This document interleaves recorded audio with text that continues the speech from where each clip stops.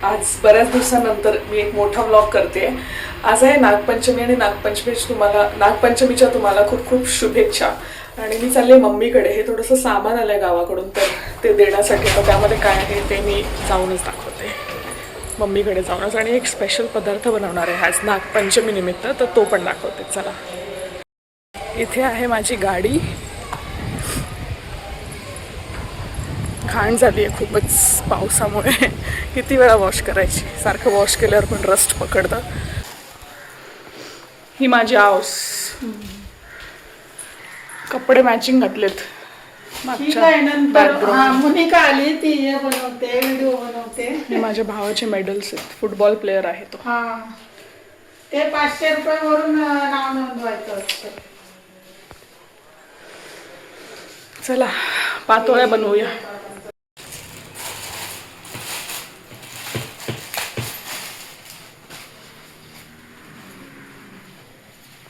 हळदीची पानं आहेत ही. ह्या हळदीच्या पानांमध्ये ते बनवतात. पातोळ्या पातोळ्या म्हणतात त्याला. बाकीचं सगळं तयार करून ठेवलंय का? हो, ठीक आहे.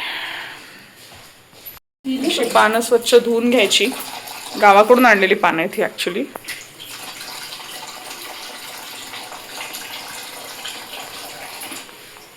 ही आहे आमची मांजर एल्सा.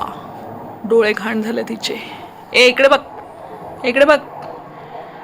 बेडवर बसली आहे महाराणी. इकडे बघ. आता हे बघा, हिने आधीच मम्मीने थोडी तयारी करून ठेवली होती. ही हळदीची पानं तर तुम्ही बघितलीच. आणि हे आहे सारण. त्याच्या आतमध्ये टाकायचं. सारणामध्ये खोबरं असतं, गूळ असतं, इलायची टाकतात. आणि ड्रायफ्रुट्स वगैरे तुम्हाला टाकायचे असतं तुम्ही टाकू शकता तुमच्या इच्छेनुसार. आणि हे सारण असं तयार करायचं, जसं मोदकामध्ये सारण असतं ना, सेम तसंच. आणि पीठ भिजून घेतलं तांदळाचं. ते गरम पाण्यात भिजून, म्हणजे गरम पाणी केलं आणि त्याच्यात भिजून मोदकासाठी करतात. मोदकासाठी नाही, उकड नाही काढली. गावाकडे असंच हे करतात. उकड वगैरे काढायच्या आधी थोडं नरम भिजून घेतलं, त्याला जरासं तेल हे केलं. आणि आता हे असं पानाला जरासं तेल लावायचं आणि त्याला असं पीठ हे करून घ्यायचं. बोटाला चिकटतं म्हणून परत तेल लावून. तूप पण लावू शकता तुम्ही. तूप पण मला लावू तेल नको शकता. असेल तर. सारणामध्ये पण तूप घालू शकता, असं काय नाही. हे असं हे करून पातळ हे करायचं. आमच्या घरात तूप आवडत नाही आणि हे सारण भरायचं.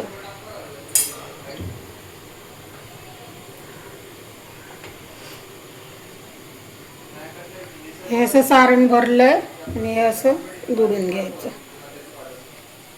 हे असं चांगलं घट्ट हे करून घ्यायचं आणि मग वाफवायला ठेवायचं. हे असं वाफवून घ्यायचं, जसं मोदक वाफवतो ना आपण तसं. हे बघा, मस्त गरमागरम. हळदीच्या पानात करतो ना, हळदीच्या पानाचा जो सुगंध तो छान येतो. ह्याला खाताना पण टेस्ट खूप छान लागते. तीच त्याची खासियत असते. नाही तर असं मोदक. यावर्षी मी आपली सखी ज्याला भाग घेतलेला, तर ह्या पातोळ्याच बनवलेल्या, तेव्हा माझा 2रा नंबर आलेला.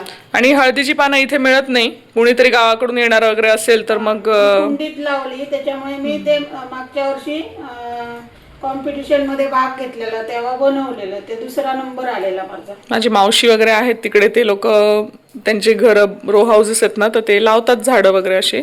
ते हळदीच्या पानाचं पण त्यांनी रोप लावलं होतं. तर चांगली येत होती पानं. कधीतरी ते लोक पण देतात. सहसा इथे तर मिळतच नाहीत ती पानं. आणि खूपच मस्त त्याचा सुगंध. ऍक्च्युली हे कढीमध्ये, फिश कढीमध्ये वगैरे पण वापरतात. खूप छान चव येते. नागपंचमीच्या दिवशी हे बनवतातच कोकणात, आणि हाच नैवेद्य असतो नागोबासाठी. तसं तुम्ही जर समजा मोदक बनवत असाल घरात, तर मोदक बनवल्यानंतर ते उकडायला ठेवले ना, की त्याला पण तुम्ही खाली एक हळदीचं पान ठेवू शकता. हळदीचं पान वगैरे ठेवू शकता तुमच्याकडे असलं तर. हळदीच्या पानाचा सुगंध उतरतो त्याच्यामध्ये. भाजी मंडईत पण भेटतं. काल आकुर्डी त्याची काय किंमत होती? 40. अच्छा, मिळायला लागली का आता? 40 रुपयाला फक्त 6 पानं. अरे बापरे. काय गावाकडे हा ना पावसाच्या सीझन मध्ये ही पानं हमखास अवेलेबल असतात, म्हणजे असतात खूपच. अशी प्रत्येक घरोघरी तुम्हाला ह्याची झाडं दिसणारच. दिसणार. कोणाच्या घरी मी जेव्हा आता गणपतीला गावी जाईन ना तेव्हा तुम्हाला दाखवेन नक्कीच. आणि अळूची पानं सुद्धा असतात. अळूची पानं पण दिलीत ना तुला गावाकडची? नाही दिली का? विसरली मग. हे हळदीचं हेच आहे, आम्हाला हौशासाठी पण लागतात हळदीची पानं गणपतीची. दाखवेन मी तुम्हाला गणपतीचा व्हिडिओ जेव्हा बनवेन ना तेव्हा. आज आज नैवेद्य असतो नागोबाला. हे आता मी खाऊन बघते कसे झालेत. आता परत ठेवते.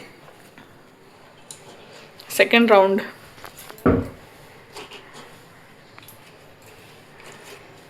राईस कुकरमध्ये पण होतात. लाईट मग अशी गेली होती म्हणून मग पातेल्यातच हे केलं. ह्याच्यात पण छान होतात.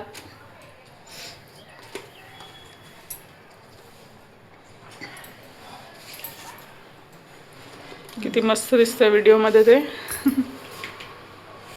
हे देवघर आहे मम्मीचं. मम्मीला मी गिफ्ट केलं होतं जेव्हा घराचं काम झालं तेव्हा.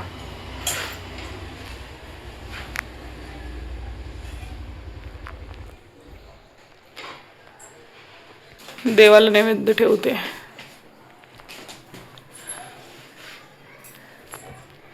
खायच्या आधी देवाला पहिला नैवेद्य. खाऊन बघते. गरम आहे खूपच. गरम आहे. तोंड भाजेल माझं. आताच भाजला. विकल्यानंतर सजन विकल्या म्हणून. हा खाऊया.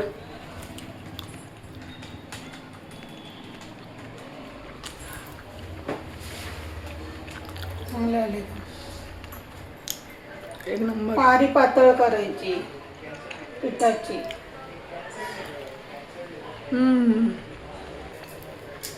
हळदीच्या पानाचा जो सुगंध असतो ना तो खरंच भारी असतो. आणि फिश कढीमध्ये खूप चांगली लागतात ही हळदीची पानं टाकली की. म्हणजे कढी खूप चांगली होते. तुम्हाला कुठे मिळाली ना हळदीची पानं तर नक्की ट्राय करा.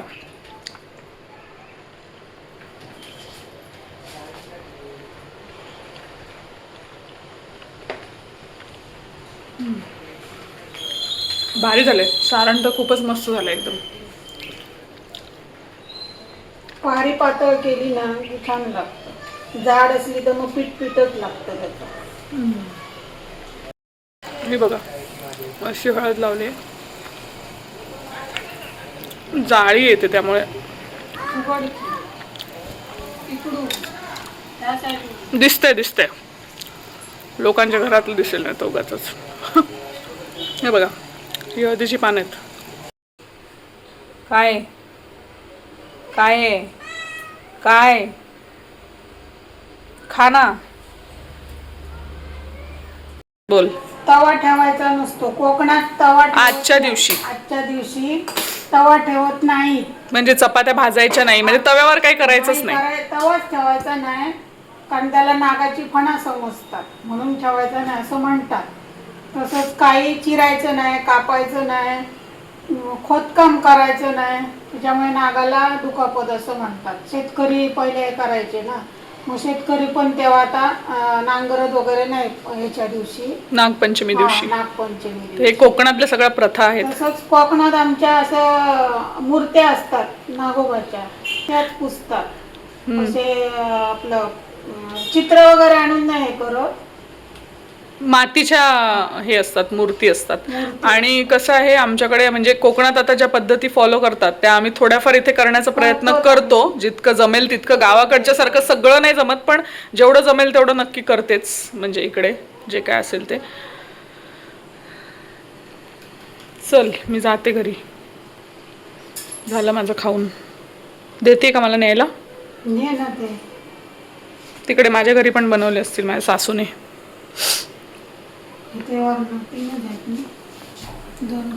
हे आगळ आणि ही आमसूल आहेत गावाकडची आमच्या.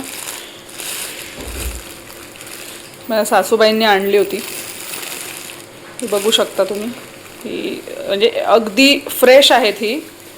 आणि हा आगळ आहे, घरचा आहे, बिलकुल मिक्सिंग नाही याच्यामध्ये. थोडंसं हे लागलंय बघ, पिशवीला होल वगैरे असेल बहुतेक. पण ही जी आमसुलं असतात ना, याची टेस्ट बाजारातले जे मिळतात ना त्याच्यापेक्षा जबरदस्त टेस्ट असते याची. म्हणजे 2-3 जरी तुम्ही टाकलीत ना तरी पण काम होऊन जातं त्याचं. आणि ही घरात बनवलेली आहेत ना स्वतः. आमची झाडं आहेत तिकडे गावाकडे, तर ते बनवलेले आहेत. आणि हे आगळ पण गाढ असतो एकदम. आणि हे खोबऱ्याचं तेल मम्मीसाठी आणलं होतं, याच्यात घातलेली. मम्मीकडून घरी आली आणि मी माझी मैत्रीण पूजा हिच्या घरी गेली होती. ती आत्ता कालच पैठणला गेलेली आणि तिथून तिने ह्या साड्या आणल्या. ही तिने स्वतःसाठी पैठणी आणली आहे. किती सुंदर असा रंग आहे बघा. माझ्यासाठी पण तिने एक साडी आणली, ती तुम्हाला पुढे बघायला मिळेलच. पण त्याआधी तिला म्हटलं आधी तुझी साडी दाखव. आणि खूपच सुंदर असं वर्क केलं आहे याच्यावरती. आणि याच्यावरचं ब्लाऊज बघा किती सुंदर आहे, अगदी रेखीव काम केलं आहे. म्हणजे बऱ्याच वेळेला असे कलर्स सहसा मिळत नाहीत पटकन पैठणीचे, मिळतही असतील कुठे, पण मला हा कलर पर्सनली खूपच आवडला. ही एक साडी मी तिला सांगितलं होतं माझ्यासाठी आणायला, कारण ती जेव्हा तिथे गेली ना तेव्हा तिने व्हिडिओ कॉल केला होता आवर्जून. आणि ही बघा, ही अशी काहीशी साडी आहे जी मी स्वतःसाठी आणायला सांगितली. आणि ही पण मला खूपच आवडलेली आहे. तिने खूप एफर्ट्स घेऊन ॲक्च्युली म्हणजे तिकडून व्हिडिओ कॉल वगैरे करून सगळं केलं आहे. सो येस, चला तर मग हा व्हिडिओ इथे संपवते. उद्या भेटूया एखाद्या नवीन ब्लॉगमध्ये.